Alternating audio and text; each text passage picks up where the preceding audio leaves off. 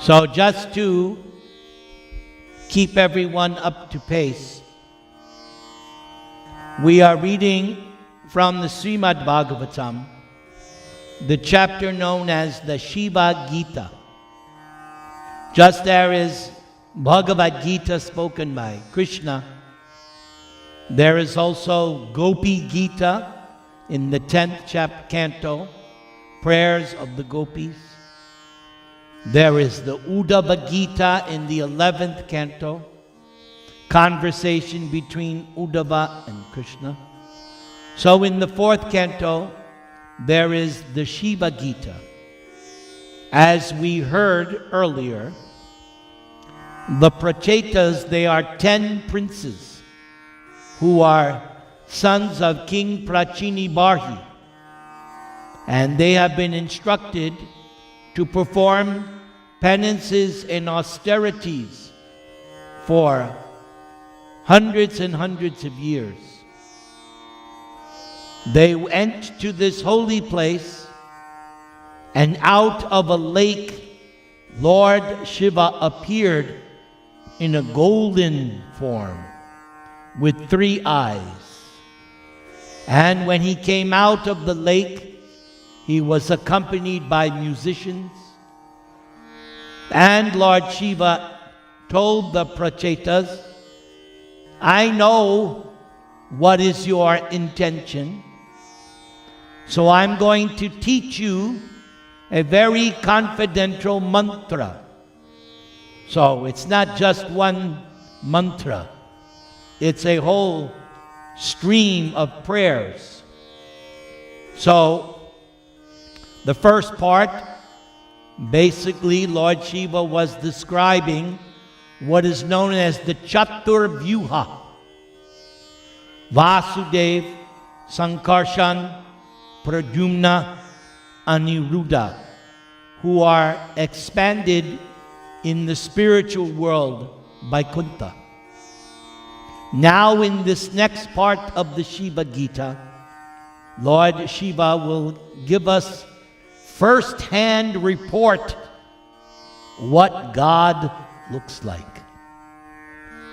Just like you watch on TV, some event is going on, and there is a reporter live on the scene, Channel 4 News. And nowadays, everything is breaking news. No matter what it is, breaking news. Oh, let's get excited. So here is breaking news from Lord Shiva. The Lord's beauty resembles a dark cloud during the rainy season. As the rainfall glistens, his bodily features also glisten. Indeed, he is the sum total of all beauty.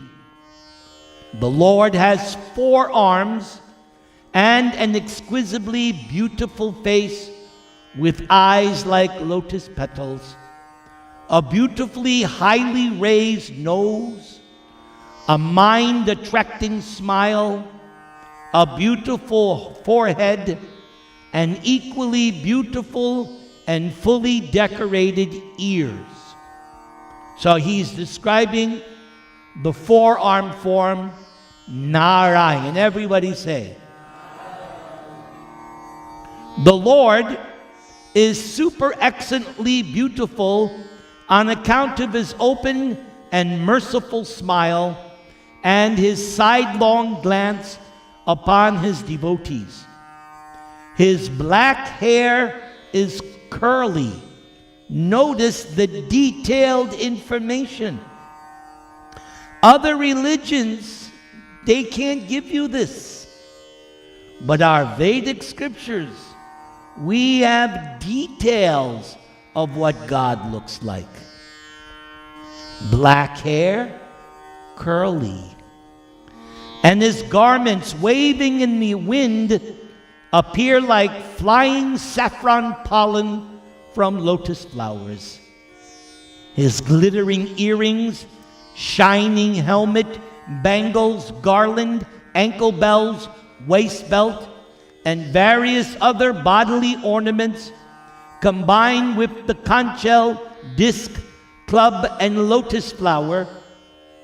And Prabhupada mentions the conch shell and the conch shell and the lotus flower is for the devotees.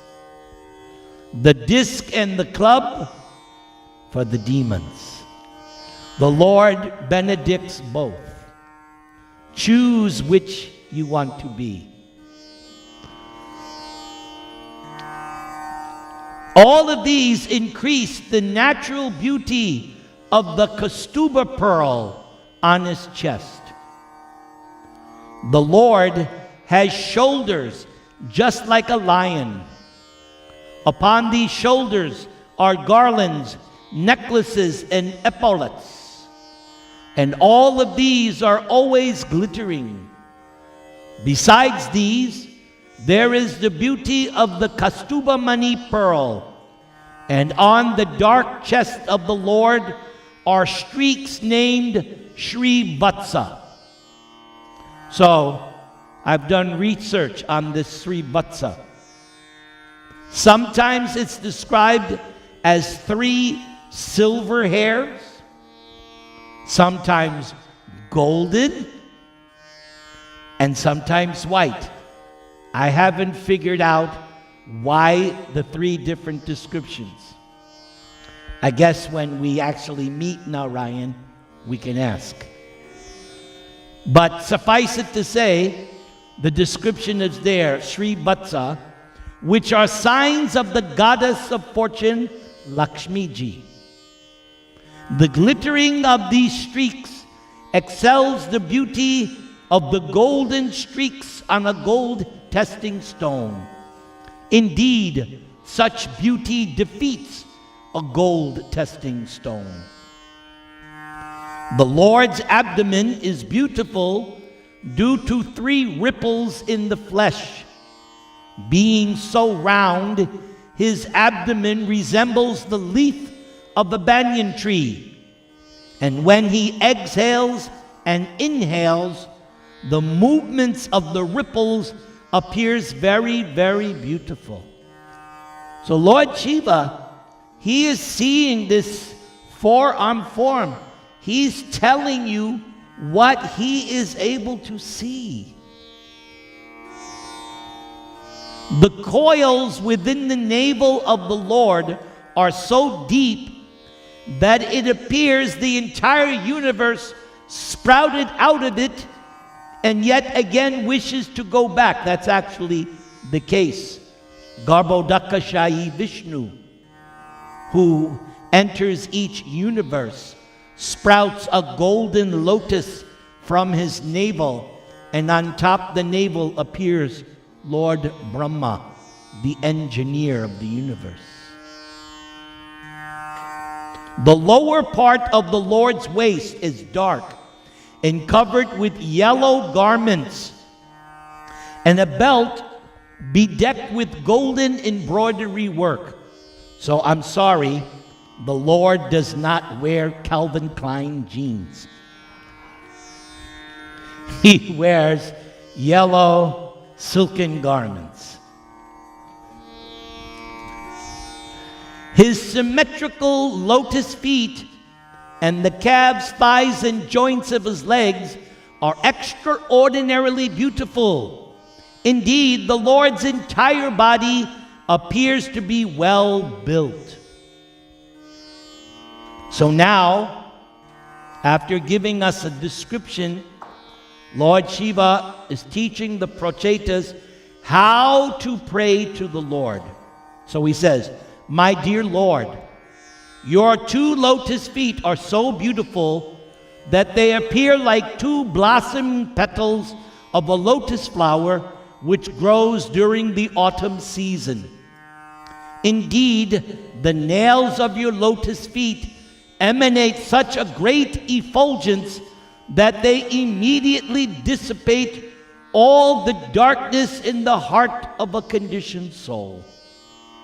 My dear Lord, kindly show me that form of yours which always dissipates all kinds of darkness in the heart of the devotee.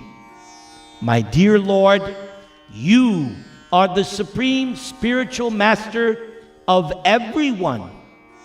Therefore, all conditioned souls covered with the darkness of ignorance can be enlightened by you as spiritual master.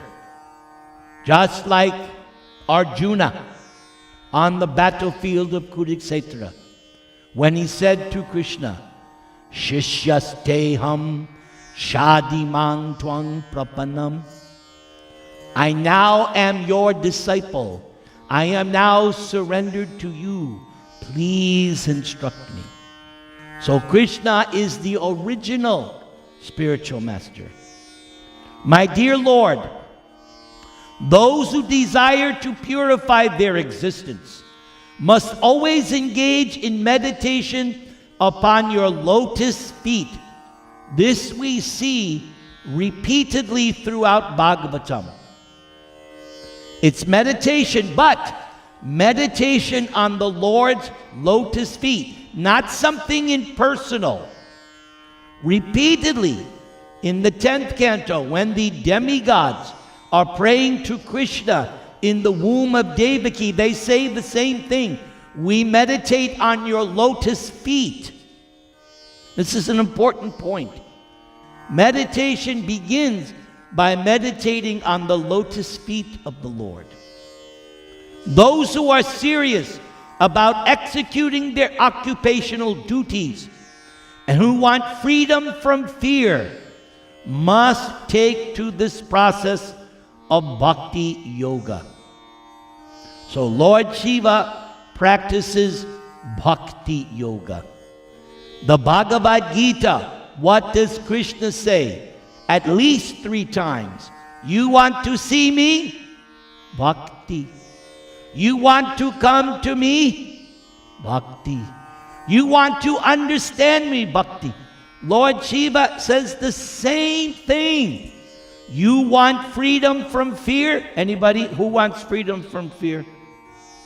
You must take to this process of bhakti yoga. Everybody chant the Maha Mantra. Everyone.